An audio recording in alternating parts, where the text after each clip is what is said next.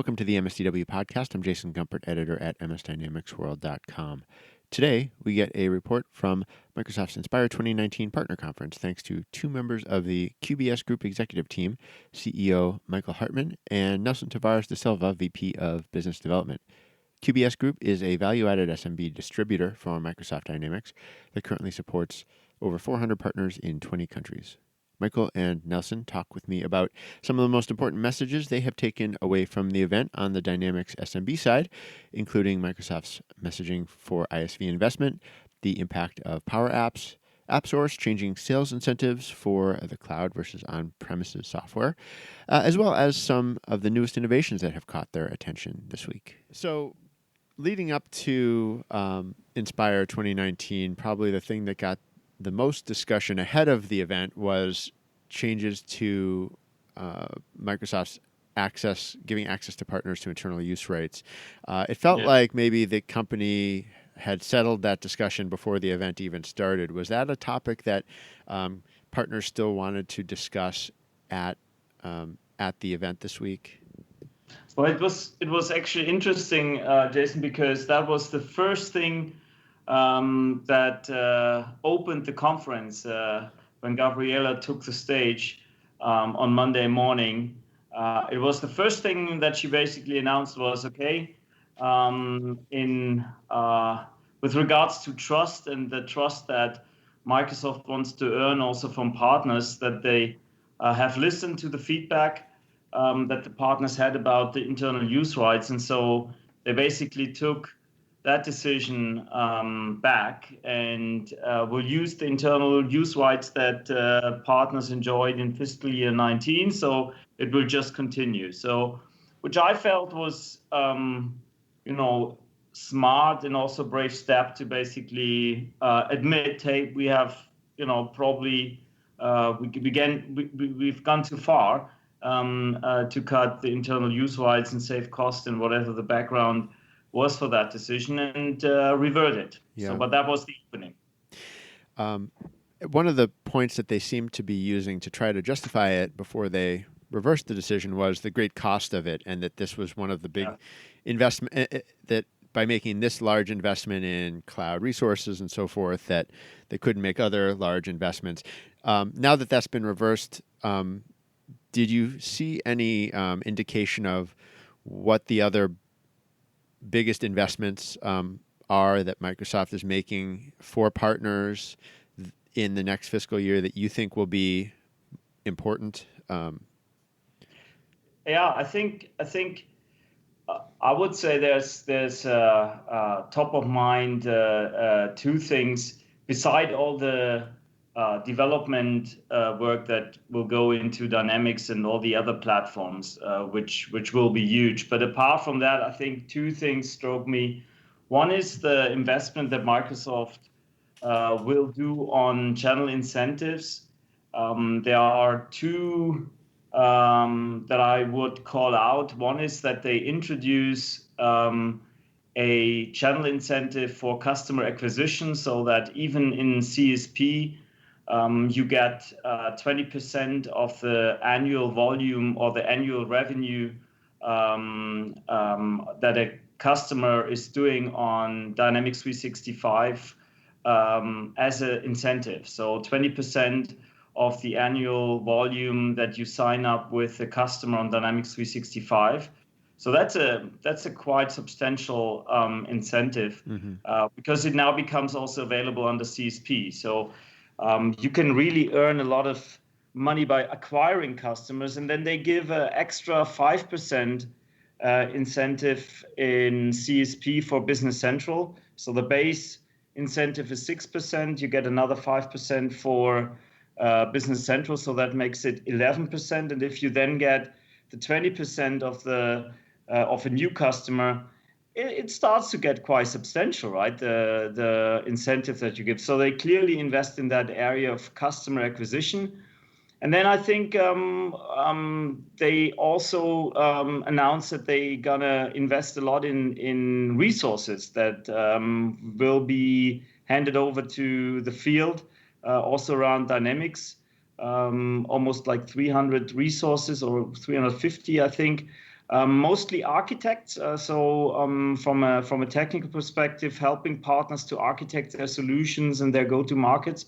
So I think these have been top of mind for me in terms of investment that Microsoft will be doing in fiscal year 20, again, beside all the development work.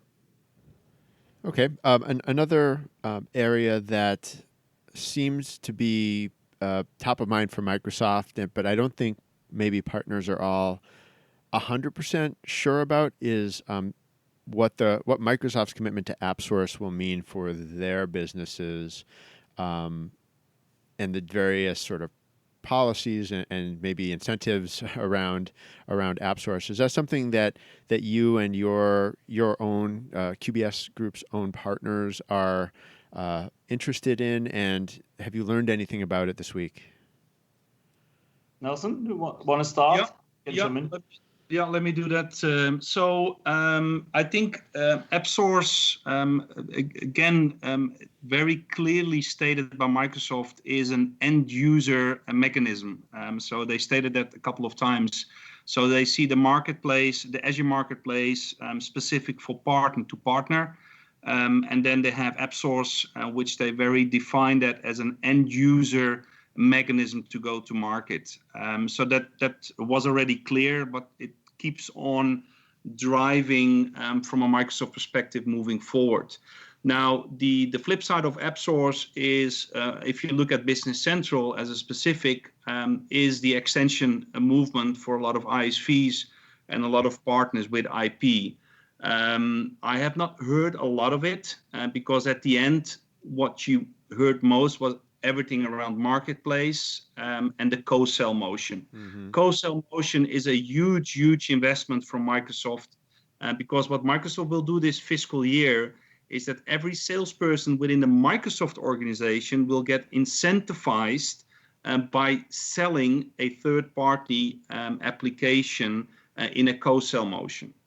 Now, of course, that is Microsoft, but you can also imagine if every Microsoft person has that push, things will be starting to happen. And when things starting to happen from a money side, normally things start to shift. The thing is, from a Business Central, it's not ready today. So the marketplace as it is doesn't have Business Central. And they said it's coming. There are no real dates or indications when it will come. I think Cecilia, Toby, they all acknowledge that it's coming within the marketplace, but there are no dates committed to that. So that is so it's all about marketplace and co-sell, but it's more around the enterprise play and not within the SMB play. You know, I have noticed Microsoft's making a point of announcing the numbers and the list of new extensions and I guess solutions for Business Central on AppSource. Do you have a sense that that list is maybe that list is growing in an accelerated way, or do you see any indication for your own firm or for your own partners that there's more activity in actually getting more solutions into AppSource? And does Microsoft, have you heard anything from Microsoft about it this week, as it relates to Business Central specifically? No, to be honest, so first of all, I don't see the exponential growth, but that has all to do with the fact that Microsoft, of course, announced to not to put the pressure on the 1st of October around the AL and the CAL transition. So that has given a lot of partners now a longer time to be rethinking what to do. I have not seen any numbers around the extensions and the amount of ISVs moved into the extensions. What they have said that they have given around 36,000 of leads from the AppSource. Mm-hmm. Now, we can question what kind of leads that are, but that number came back quite a few times that they expressed that it is moving forward. And again, they see the marketplace as the top, and the marketplace is then divided into the Azure marketplace and AppSource. So the investments will come, but I have not seen any announcement that has the extensions itself and the apps in the extensions and AppSource has grown considerably with 20, 30, 50 or any percentages. Michael, did you see anything around it or No? No, so it's mostly co-sell motion. The fact that all the sales guys within Microsoft will be incentivized around selling in that co-sell motion, which will be pushing. But again, as far as I can see it now, it's all about enterprise, and then later on, Business Central will come. Which is also logical because there's still a lot of IP still written in CAL and not in L. Right. And there's apparently quite a few ISVs who are working still to figure out a release date, right, for an updated version of their solutions, including some with pretty big user bases, right? Yeah. So I think one of the things which I heard, they called it a sliver. The sliver approach, and I think one of the things which they gave as an example was Alice Retail. So as you can imagine, Alice Retail has a huge, a big application. Yep. What they mean with the sliver is actually you need to have a kind of trigger, a freemium or a something which a end customer, because at the end it's the end customer in AppSource who can then experience that solution to trigger then actually to sell or upsell or cross-sell within the Business Central motion. And what Alice Retail did, they created the Alice Express. So that in a couple of sessions, I saw that coming back as a kind of example or how they would like to see that in the AppSource, to have those kinds of freemiums, to expose that to the end customer, with an interest, and with that interest either upsell on top of what they have today or actually trigger implementations around ERP. Okay. Yeah, that's interesting and interesting to hear that Microsoft is holding up that approach as a maybe a creative way to move things forward more quickly. Yeah, I mean, so the investments around it, because so I don't have the details because it is over. But I mean, if you look at also an investment, they are looking at how to go to market and how to do marketing with those ISVs moving forward, in order to help them to increase the sales motions within Microsoft. So there is a lot of ISV. It's on top of the list, and again, as I said, due to the sales force being incentivized. We will see a lot of things moving left and right going forward. Any other Business Central product-related news or observations you've picked up on during Inspire? I think you might have mentioned earlier that there are updates, at least on the on the legacy side, that they're being that the incentives are being, I guess, lowered or deprioritized. It's a discount. So what they basically announced is that as of April 1st, 2020, the discounts will be lowered by 10 points in all the tiers. So that is what they already announced. So the maintenance of the BREP will stay the same, so they will not change anything there. But for the Dynamics price list, all the tiers get 10 points less discount as of April 1st. So maybe not a surprise to partners who have been, or is that a new decision? No, I think I think most partners saw it coming. That, I mean, Microsoft was clear they want to sort of make sure that that Business Central, and especially under CSP, gets the most attractive way to license and to sell Business Central moving forward. And so I think from that perspective, you could have almost guessed that something like that would be coming. And they did it with AX at the time as well. So yeah, it's the same motion. I think they follow the AX path in that route. What they have learned from that. Yeah. How would you characterize kind of the partner outlook overall, whether from your own team or from colleagues you've seen from other partners who work in the Dynamics NAV Business Central space. Optimism or a lot of concern and questions this week? I don't know about you, Nelson, but I would say, from what I heard, a lot of optimism actually, because the fact that Dynamics, there's no question anymore about, how important is Dynamics to Microsoft really. And also on then if you double click and you look at, the work that is been done in Business Central and sort of the success that Business Central now gets. And what's interesting, when I had the conversation also with Cecilia Flombaum from Microsoft, you see that Business Central is now the fastest growing cloud service that Microsoft has revenue-wise, right? And so it gets a lot of attention all of a sudden from executives that are, probably not as close to Business Central in the past. So I think and partners see that momentum now. Personally, I also see that with Power Apps coming, or with the increased importance of Power Apps and the capabilities that you can do there, that many partners see now, wow, this is a way for me to get into new scenarios and create immediate value for my customers, because that's what it's all about, is you can take Power Apps and create immediate value. I think when you look at those opportunities, then you sense there's a lot of optimism. Nelson, you agree? Yeah, I think one of the sessions which we also seen, and I think that was a very nice interpretation, and also some feedback which Microsoft saw with a lot of Business Central partners, or Navision partners, or Business Central, however you want to call them. The strength of the Dynamics 365 platform is huge.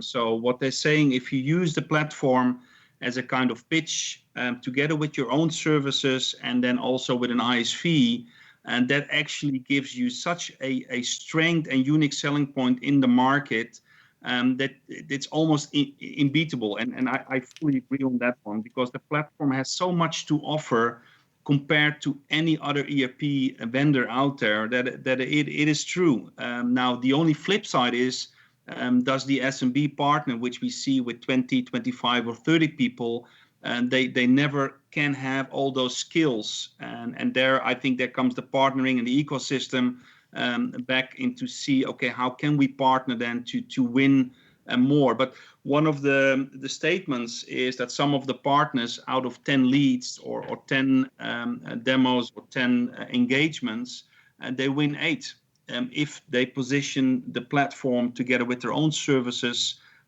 which the customer loves, because it's a long-term investment which they feel safe in. And Microsoft has that capability and power to help the partner to drive that. And I can certainly see how some of that optimism and looking at some of that growth must relate directly to QBS Group and to your own planning for the future. Can you talk at all about how some of these changes are going to inform your decisions when you go back home and are running your own business and talking to your own partners across so many countries, Michael? I think one of the themes we will certainly talk a lot about is Power Apps and the platform, and not only because it was such a hot topic or a priority here at Inspire, but also because we do believe it is disruptive in a way, a disruptive technology or platform, and it also provides a lot of opportunity. I think one I already talked about. You can provide immediate value to your customers. Secondly, you can also secure your customers, because if you have customers that sit on a legacy system and it's hard to move them instantly to the cloud, you can, with the Power App platform, at least start to create applications that you can extend to more users and to more scenarios. And so I think that is certainly a topic that we will drive back home and motivate our channel partners, our community to embrace the Power Apps.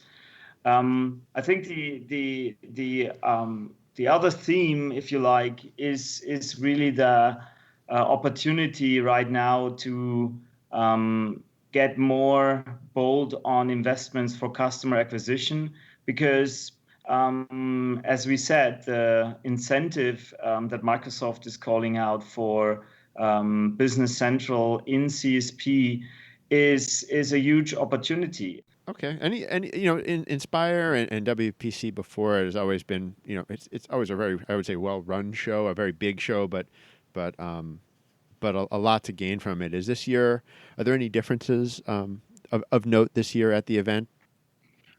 Well, there's certainly, for me, there's a theme around Microsoft, how bold Microsoft positions the ecosystem as be. So I think it becomes more and more evident that they really want to look at partners in a sense of the ecosystem that is bringing technology forward, and where all these bold statements around empowering 7 billion people, they know how important the partner channel is. So it's not just a lip service, but I think they really center everything that they do around how they, together with partner, can bring that value and their Microsoft mission globally to the market. So I think that was, for me, a theme that I take back home.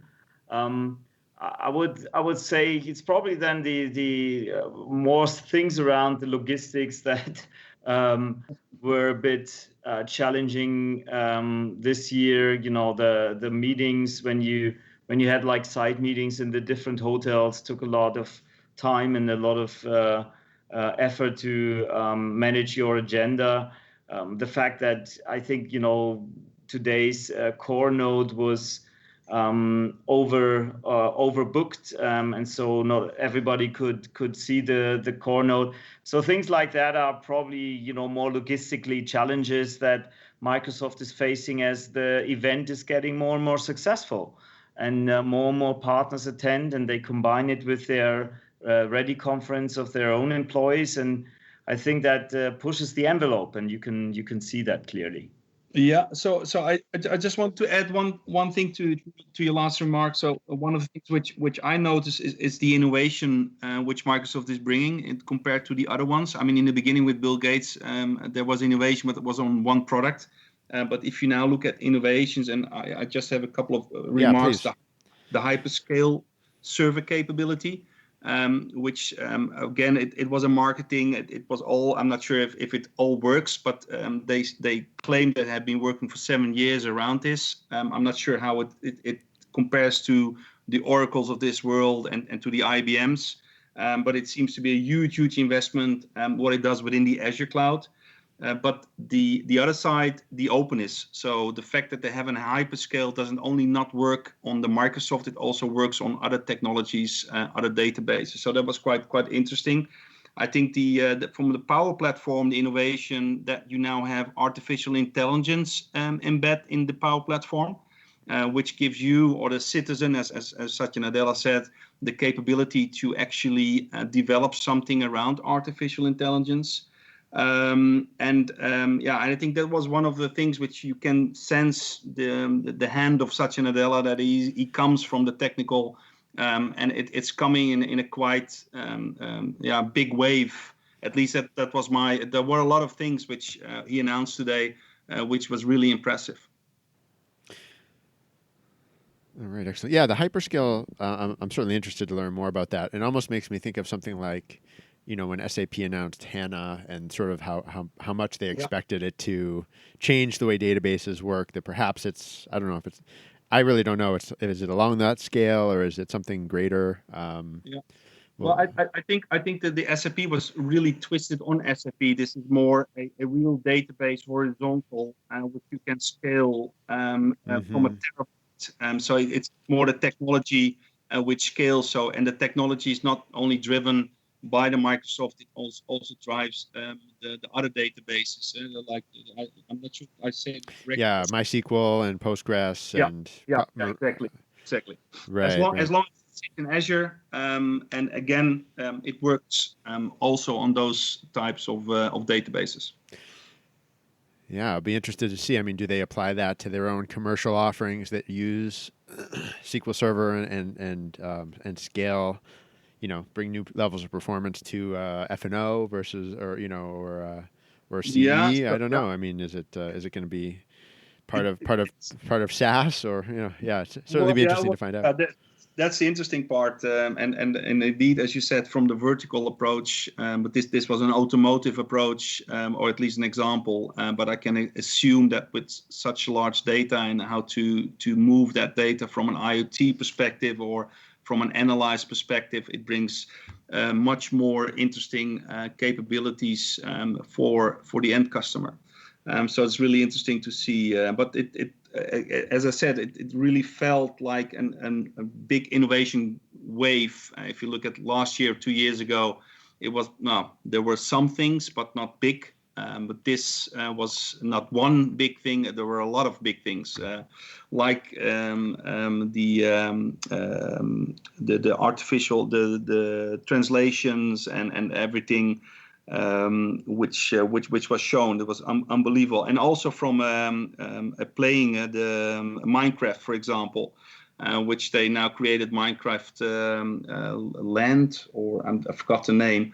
But I mean, that's a complete new development, which actually the player can go into a world, and it was unbelievable. So much new inventions and innovation moving forward. This has been another episode of the MSDW Podcast. My thanks to Michael Hartmann and Nelson Tavares de Silva for joining me from Inspire 2019. If you want to get in touch, you can reach me by email, jgumpert@msdynamicsworld.com. Until next time, this is MS Dynamics World, signing off.